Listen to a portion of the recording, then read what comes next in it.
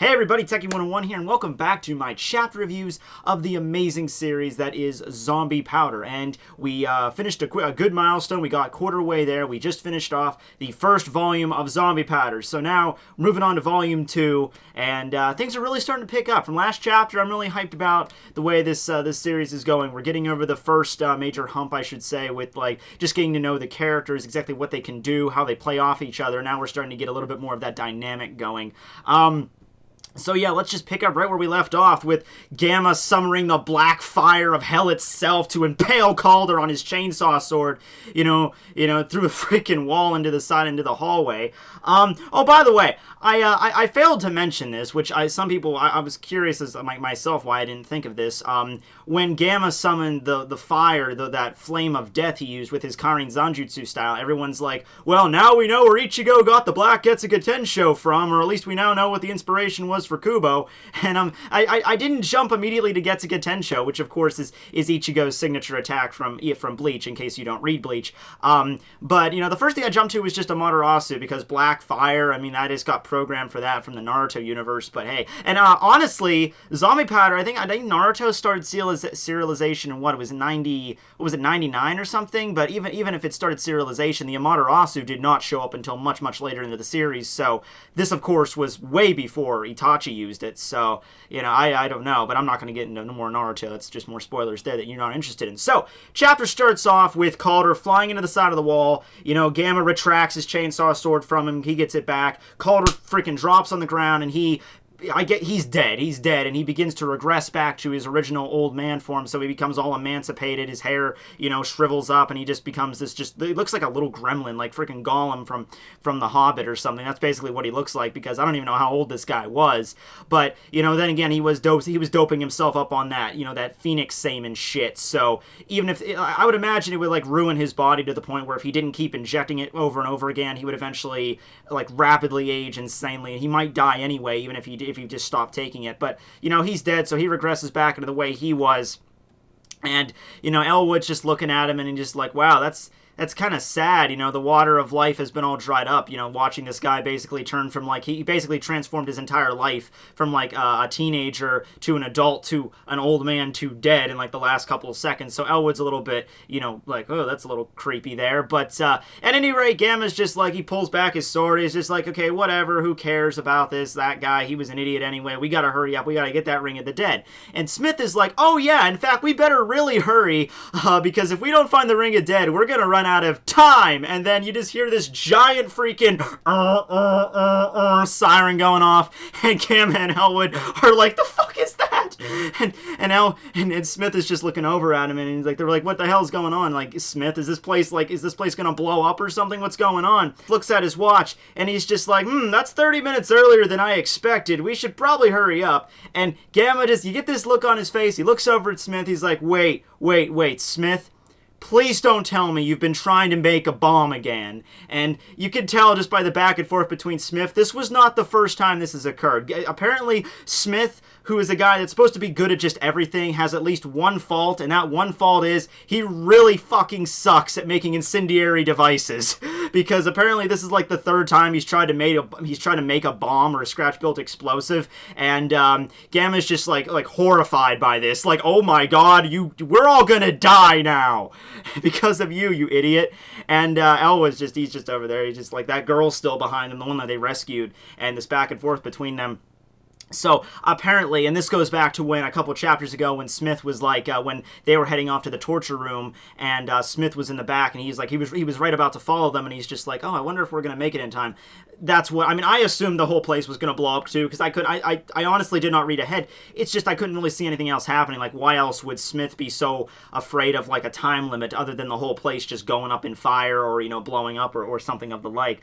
But anyway, apparently he set up the bomb to go off a little bit earlier, and a little bit later, and it went off a lot earlier than he expected. So he's like, okay, whatever, it doesn't matter. We got to hurry up and get everybody out of here and get the Ring of the Dead. So the girl that they rescued finally wakes up from being unconscious, and she starts freaking out because, you know, she's being carried by Elwood, somebody she doesn't even know, and, you know, she was just in the middle of being tortured in a terrible fashion, like, until she passed out from sheer terror and exhaustion, and then she wakes up being carried away by these three strange men that she's never seen before in her life. So she noticeably freaks out. You know, she starts, you know, probably, I would imagine she starts like clawing at freaking Elwood, like, oh my god, what are you doing? So she's in the middle of having a panic attack. Gamma just grabs her. She's like, okay, listen, lady, I don't have time for this shit, alright? I'm Akutami Gamma, I'm a champion of justice, we crushed the gang and we saved you, and this place is gonna blow up in about 10 minutes, we're here to get the Ring of the Dead so I can get the zombie powder and I can become immortal, so we gotta hurry! And the lady, I guess she understands this, but, you know, she's about to, you know, she understands, like, she comes to her senses, she stops flipping out, but at the same time, she doesn't follow Gamma, you know, she's just standing there on the floor, and she's just like, oh, wait a second. Gamma flips back around, and you just see this glint in her eyes, like, oh, you're frozen with fear, huh? That's alright, I'll just carry you. And the lady's just like, no, you don't understand. The other people that were captured by Calder and the gang, what about them? Did they escape? And of course, this is the first time we're hearing about this. Like, we had no idea. Like, there were other people in this compound that were, you know, kidnapped by the gang. Of course, this makes a lot of sense when you think about it, because the whole idea of the gang is, you know, ransacking these tourists and trying to see if anyone have the Ring of the Dead. So obviously they would have a lot of, you know, hostages in this freaking place. So now this is like freaking Die Hard. This is like an action movie. You might as well just, you know, starring Gamma Akutabe as John McClane or some shit. Because, you know, now they have to not only get the Ring of the Dead, not only escape this explosion and get to the choppa, but they also have to rescue all these hostages, which are in some location in this building they don't even know at. You know, the lady's just like, oh yeah, everyone was in a steel cell in the back of the torture room, and my father was also there. And so Gamma he immediately, okay, well, we don't have time to think, we just need to do this. So he's just like, saving 100 is just like saving one. I'm gonna save as many as possible until I explode like that. And Smith's just watching him like, oh god, he's lost it. This is not gonna end well. So, next scene, we have the group of hostages that are, I guess, held up in this cell here, and I guess there's no lights, there's no windows in this place. It's not like the cell that Gamma and Elwood were locked into, like a jail cell. It's like an enclosed room, like a chamber, and all there is just one door in there, and there's about maybe 6 or 7 people in there, and the one guy hears a sound on the door, so he puts his ear to it, and he's just like, I think I hear something, I don't know, but I hear some kind of explosion in the distance, I don't know what's going on. Gamma's just freaking, takes his right armored arm, and he just, like, stabs it right through the door, turns, grabs it, rips the fucking thing off its hinges. It's just like, okay, guys, we gotta go, you know. And he's like, everyone get out of here unless you want to explode to death. It's a manga. It's like frame by frame, but I'm really feeling the energy here. I'm really feeling like Kubo's doing a great way of conveying this, like, you know, this urgency, like an action film. Like, we gotta hurry, man. So, you know, he throws the freaking like freaking 300-pound metal door on the ground. You know, the woman runs in, she finds her dad, and she's just like, oh, father, you're all right, that's great. All of a sudden, the wall starts blowing apart as, like, I guess different sections of the compound are exploding. I'm not exactly sure how or when Smith implanted these explosions in different sections of the building, but the whole place is, like, blowing up. It's, like, just like, immediate self-destruct of this facility will explode in exactly 5 seconds. We hope you have a nice day. It's like, welcome to Aperture Science.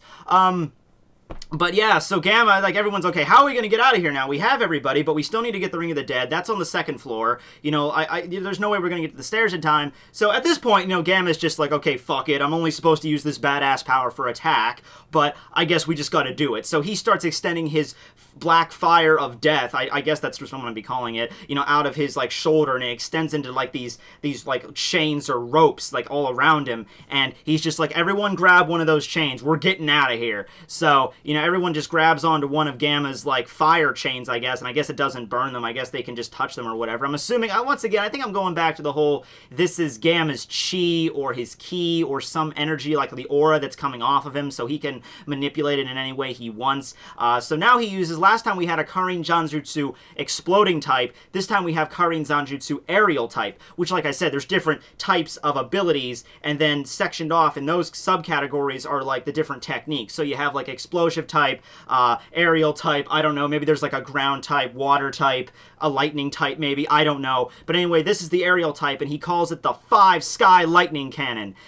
Pretty badass form. And this is basically weaving the fire around his chainsaw sword. It's like, I'm guessing he's using his chainsaw sword as more of like a focus for the power, like a focal point. So he's like, instead of last chapter where he like wrapped it around his sword to fire it off a projectile, this time he's like weaving this net around his sword, so actually kind of like a grappling hook, so he can like grab the freaking roof of the place and just like shoot themselves up like a rocket, like right through the freaking floor. So then we cut to, I guess it's the second story of the building where the Ring of the Dead, like the safe room, like where the Ring of the Dead is being captured. We see 2 more members of the Ash Daughter gang. They have like stuff, they have like V and B tattooed on them. I guess they're brothers. And she's like, whoa, what's this sound, man? This place is blowing up. And, you know, I got to dedicate these guys to their crafts. You know, like the whole freaking building's blowing up, like this Armageddon in this freaking place. And you hear all these explosions downstairs with, you know, Calder, you know, whizzing around the freaking room, Gamma slamming him through like 3 different walls. And now they hear this rumbling coming from upstairs. And he's like, we, the Gold Watch brothers, cannot leave here no matter what. All of a sudden, ground breaks through and Gamma and Elwood shoot out. You know, so they show up in the freaking place. And, yeah, these guys are not really that, I mean, they do a pretty, I mean, they drop their shit. They're like, oh, what is going on, man? I'm so freaking, because this one guy appears, you know, he has the chain, and, like, all the hostages are holding on to these things for dear life. And, one of the Gold Watch brothers, I guess, pulls out a revolver, like, not a revolver, I guess it's just, it's more resembling a Smith's gun, actually. It's more like the 9mm. He pulls out a gun, and he's just like, oh, okay, please don't move, hostage. And then he just, Gamma holds the gun right to the freaking place, and he just crushes it with his left arm. The whole freaking thing discharges in his arm. You know, the Gold Watch brother falls down. His arm's probably like 3rd degree burns over it. Like, fingers are probably mangled because, you know, you figure the gunpowder, the bullet just exploded in his freaking hand. You know, so he falls down. He says, like, no, I'm not even going to waste time on you. We don't got time. The other brother just ditches, he just hightails it out of the room. You know, Gamma doesn't even worry about that guy. He just leaves. And Gamma's just like, okay, we got the hostages, safe's right there, and, you know, so let's just get the ring and just go home. So he takes his chainsaw sword, just fwing, cuts the safe wide open, safe splits open, and we finally get to look at it, what they've been, you know, the whole reason they've been through this whole 5-chapter fiasco, and that's, the Ring of the Dead, the second Ring of the Dead we see in the series. This one also resembles just a normal piece of jewelry, nothing really that particular or special about it. Instead of Gamma's ring, which has, like, I guess, like a turquoise or like a sapphire embedded in it, like a jewel, this one doesn't really have a jewel. It has kind of like a ripple or like a wave pattern coming out of it. So once again, just something you look like you could just pick up at like K Jewelers or something, nothing really that unique. But at any rate, Smith, Gamma, and Elwood all recognize it as, well, I don't know about Elwood, but Gamma and Smith definitely recognize it as, we found it, the Ring of the Dead. I don't know if there's like a way they can just determine like if this is a fake, because like you'd think it would be very easy to determine if this was fake or not. You know, I mean, fairly difficult to determine if it was fake or not if it looks so much similar like a regular ring. But I guess maybe Gamma and Smith have like a special way of just noticing, like maybe they can see like the aura coming off of it or something, like, oh yeah, definitely that's what we're looking for. It's not a fake. But anyway, so they you know, the Gamma just takes it off, and this is the really funny part. This is like the climax of the action movie right here. So he removes it. Nice little voice comes on the loudspeaker again, like, I don't know, like GLaDOS. I'm just going to imagine GLaDOS from Portal here, being like, emergency alert, the second floor safe has been destroyed. To prevent the theft of the Ring of the Dead, the safe will now self-detonate. And, of course, it gets another countdown for that. So not only do we have the whole place blowing up from Smith's makeshift explosives like Semtex or C4 or whatever the hell he was making, but we also have the safe, which is also going to self-detonate right in front of them, which is probably all going to burn their skin clean off if they don't get out of here. So Gamma, you know, he's just like, everyone get over here, come on, surround me. So 3, 2, 1, whole place blows up, but luckily Gamma, I guess, he either used the same technique he used earlier to like fly everybody out there on the chains, or maybe he made some kind of black fire shield to protect them, but at any rate, the entire like left side of the building, like a big chunk just out of it where the safe room was, and they're all on the ground. They're outside of the compound. They're all good. Gamma stands back up. He retracts his fire back into himself. He's just like, everyone, we're alive. We're good. Everyone's like preventing like the heart attacks that they're going to have at the same time of all the crap that's just happened to them in this past chapter. And so I guess Elwood and Gamma just like, okay, we got the ring, everybody. We can leave now. Everyone's here. Everyone's safe. So Gamma, Elwood, and Smith, the gang, I guess I should just call them. They just get all ready to leave and walk off into the sunset along the dusted trail when the woman that they saved says, "Thank you very much for saving us. And if you wouldn't have come, then of course we would have died." But in the middle of this apology, Gamma just literally just turns his head around and just starts walking away in the middle of this apology. And Elwood goes up to him and is like, "Hey, dude, what the hell's with the attitude? You know, like, are you like a child or something? Like that lady was like she was like pouring her heart out back there. Like you saved her life. You saved her father's life. You know, they would have died." And Gamma just turns around and he's just like to Elwood, he's just like, I'm not used to being thanked. I'm just not, it's not me. It's just not my personality. So, at any rate, but you can clearly see that Gamma is very flustered at, you know, he was very appreciative, but he's just not good at dealing with that kind of situation. You know, you want to cut a guy up in 15 pieces in bloody chunks, then, yeah, Gamma's your man, but he's just a very shy and reserved person otherwise, emotionally, I guess. And you can kind of tell that just by looking at him. You can tell that's more about Smith, right? So Elwood and Gamma are walking away, and Elwood's just like, "Are you blushing, Gamma?" And he's like, "Of course not. Quit looking at me, you idiot. Let's just keep going. Next town," or whatever. And you can just see Smith in the last panel. He's just like looking at the Ring of the Dead. He's just like, "Ah, yes, that was all that trouble just for you, but we got you, you beautiful thing." So, and that's the end of the chapter. They just walk off into the sunset, you know, along the dusty trail, and that's it. So, freaking intense chapter. I mean, I was expecting this to just be kind of like a wrap-up because, you know, they finished off Colver last chapter. You know, I figured maybe, you know, go and get the Ring of the Dead, maybe fight off a couple more guys in the gang, but I didn't expect the whole hostage, you know, whole freaking building's gonna blow in 3 seconds, you know, and everything going on. So, you know, really freaking intense. Next chapter, I have no idea. I mean, I'm assuming this is the end of this Ash Daughter arc or the Grid Geller arc, and next chapter is maybe going to introduce somebody else from the title page, and we're going to get into a new arc altogether. That being the case, I would have no idea exactly what we're going to do here, but maybe we're going to get a little bit more of exposition on the Ring of the Dead, exactly how Gamma and Smith knew what it was. You think Elwood would bring that up. Elwood would be like, "Hey, yeah, that ring we got, it looks just like a normal ring. In fact, the ring that you have, Gamma, looks like a normal ring. Maybe it could have been a fake. You know, how do you know it's what it is?" So I hope they explain that a little bit more. But at any rate, that's the end of the chapter. I hope you guys enjoyed, and I hope that you will stay with me for the next one, Chapter 9. So yeah, everybody, Tekking signing out. Laters.